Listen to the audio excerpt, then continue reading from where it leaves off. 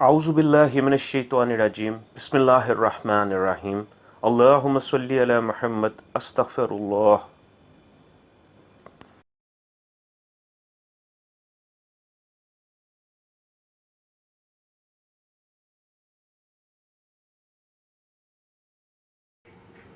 اللہ پاک کے تمام اسماء میں اللہ تعالیٰ کی مختلف صفات کی تاثیر ہے۔ اپنے ان اسماء میں اللہ تعالیٰ نے انسان اور جنات کے بے شمار بلکہ تمام مسائل کا حل رکھ دیا ہے۔ انہی اسماء میں سے اللہ تعالیٰ کا ایک قسم یا لطیفو ہے جس کے بہت سے فوائد ہیں، بلکہ اس کو اسم اعظم بھی کہا جاتا ہے۔ عبقری انمول خزانہ نمبر 2 میں بھی یہ اسم یا لطیفو شامل ہے۔ یا لطیفم بحلقہ ہی، یا علیمم بحلقہ ہی، یا خبیرم بحلقہ ہی، الطف بھی یا لطیفو یا علیمو یا خبیرو۔ اس دعا کے بارے میں کہا جاتا ہے کہ یہ دعا حضرت خضر علیہ السلام کی تعلیم کردہ ہے۔ اس میں لطیف کے خواص میں یہ بھی ہے کہ یہ تمام تکلیفوں اور بیماریوں کا علاج بھی ہے۔ حیات الحیوان میں لکھا ہے کہ خیر و برکت اور رزق کی کشائش کے لیے ہر نماز کے بعد 129 دفعہ یا لطیفو پڑھنا اور آخر میں سورہ شورى کی آیت نمبر 19 اللہ لطیف بعبادہ یرزق من یشاء وہو القوی العزیز پڑھنا بہت مجرب اور آزمودہ ہے۔ حضرت شافعی رحمہ اللہ علیہ نے اس اسم پر ایک پوری کتاب تصنیف فرمائی تھی۔ اس کتاب میں انہوں نے اس اسم کے خواص اور فوائد میں لکھا ہے کہ جو شخص رزق میں آسانی کا طلبگار ہو وہ روزانہ یہ اسم 129 دفعہ پڑھے، انشاءاللہ وہ اپنے رزق اور مال میں برکت دیکھے گا۔ جو کوئی کسی تنگی یا قید سے خلاصی چاہتا ہے وہ یہ اسم 129 بار روزانہ پڑھے اور آخر میں سورہ یوسف کی آیت 100 کا یہ حصہ پڑھے، ان ربی لطیف لما یشاء انہ هو العلیم الحکیم۔ اس میں یا لطیف ایک بہترین اور کامیاب استخارہ بھی ہے۔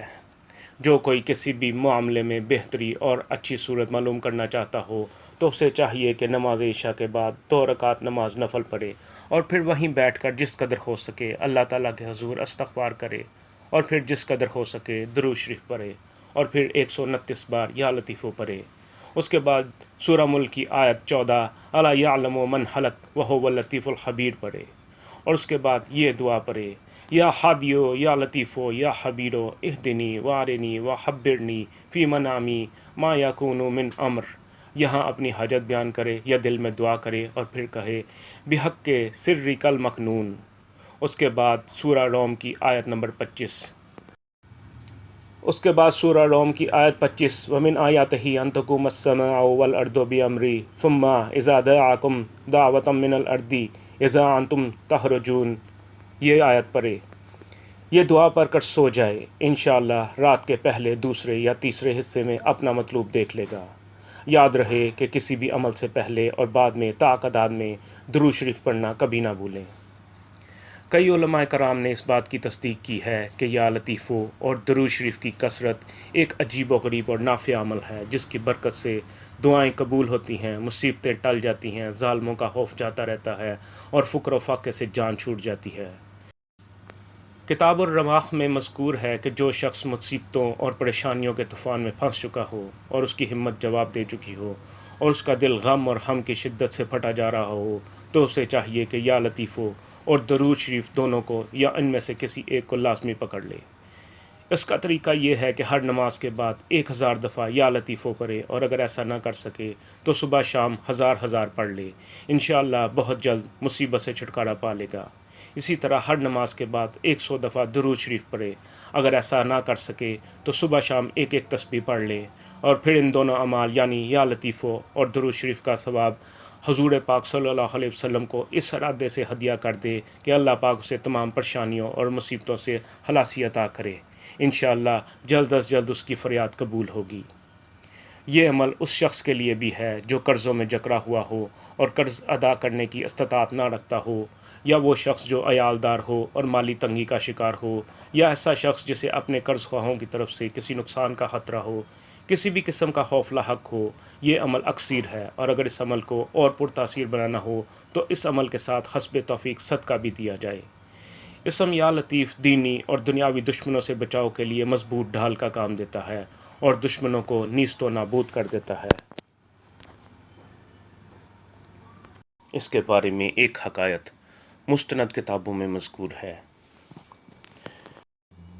کسی زمانے میں ایک بہت متقی اور پرہیزگار بزرگ گزرے ہیں۔ ان کا نام محمد تھا، مگر ابن حمیر کے نام سے زیادہ مشہور تھے۔ وہ شکار کے بہت شوقین تھے۔ وہ اپنا قصہ بیان کرتے ہیں، ایک بار میں شکار کے لیے نکلا تو ایک سانپ سامنے آ گیا اور کہنے لگا، اے محمد بن حمیر، مجھے پناہ دے دو، اللہ تمہیں پناہ عطا فرمائے۔ میں نے پوچھا، کس دشمن سے پناہ چاہیے؟ کہنے لگا، اس دشمن سے جس نے مجھ پر ظلم کیا ہے۔ تمہارا دشمن کہاں ہے؟ کہنے لگا، میرے پیچھے آ رہا ہے۔ میں نے پوچھا، تم کس امت سے ہو؟ کہنے لگا، محمد صلی اللہ علیہ وسلم کا امتی ہوں۔ میں نے اپنی چادر کھول کر کہا، اس میں گھس جاؤ۔ کہنے لگا، میرا دشمن مجھے دیکھ لے گا۔ میں نے فرمایا، پھر میں کیا کر سکتا ہوں؟ کہنے لگا، اگر آپ میرے ساتھ بھلائی کرنا چاہتے ہیں تو اپنا منہ کھولیے تاکہ میں اس میں داخل ہو جاؤں۔ میں نے کہا، مجھے اندیشہ ہے کہ تم مجھے ہلاک کر دو گے۔ اس نے کہا، اللہ کی قسم، میں آپ کو ہلاک نہیں کروں گا۔ میری اس بات پر اللہ تعالیٰ گواہ ہے، اور اس کے فرشتے اور اس کے انبیاء اور رسول اور عرش اٹھانے والے فرشتے اور آسمان میں رہنے والے گواہ ہیں۔ میں نے اپنا منہ کھول دیا اور سانپ منہ کے ذریعے میرے جوف میں داخل ہو گیا۔ ابھی میں تھوڑا سا آگے چلا تھا کہ ایک نیزہ بردار شخص میرے سامنے آ گیا۔ اس نے کہا، اے محمد۔ میں نے کہا، کیا کام ہے؟ اس نے کہا، کیا آپ نے میرے دشمن کو دیکھا ہے؟ میں نے کہا، آپ کا دشمن کون ہے؟ کہنے لگا، ایک سانپ۔ میں نے کہا، نہیں دیکھا۔ وہ آدمی چلا گیا اور میں نے اپنی اس بات پر کہ میں نے نہیں دیکھا اللہ تعالیٰ سے 100 بار استغفار کیا۔ تھوڑی دیر بعد سانپ نے اپنا منہ باہر نکال کر کہا، دیکھو میرا دشمن موجود ہے یا چلا گیا؟ میں نے دیکھ کر جواب دیا کہ وہ اب جا چکا ہے، اگر اب تم نکلنا چاہو تو نکل آؤ، مجھے کوئی شخص یہاں پر نظر نہیں آ رہا ہے۔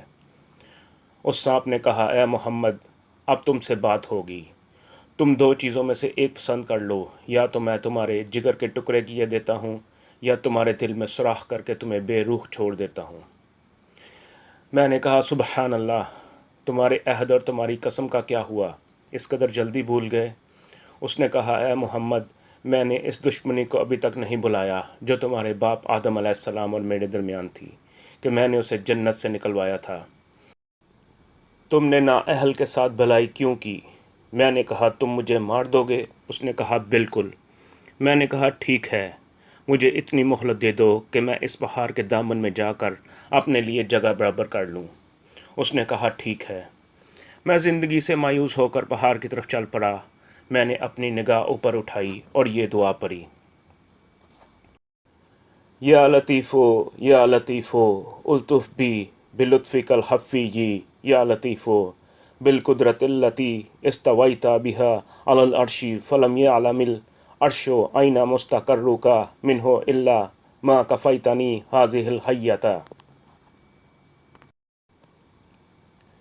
ابن حمیر کہتے ہیں، میں آگے بڑھا تو میرا سامنا ایک پاک صاف خوشبو سے مہکتے ہوئے خوبصورت شخص سے ہوا۔ اس نے مجھے سلام کیا، میں نے جواب دیا۔ اس نے کہا، کیا ہوا؟ تمہارا رنگ فک کیوں ہے؟ میں نے کہا، ایک ظالم کی وجہ سے۔ اس نے کہا، تمہارا دشمن کہاں ہے؟ میں نے کہا، میرے پیٹ میں۔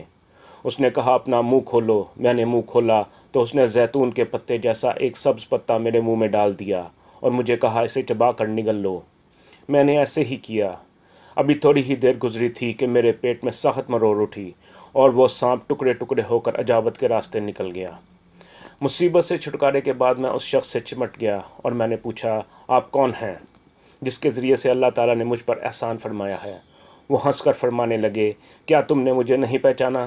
میں نے کہا، نہیں۔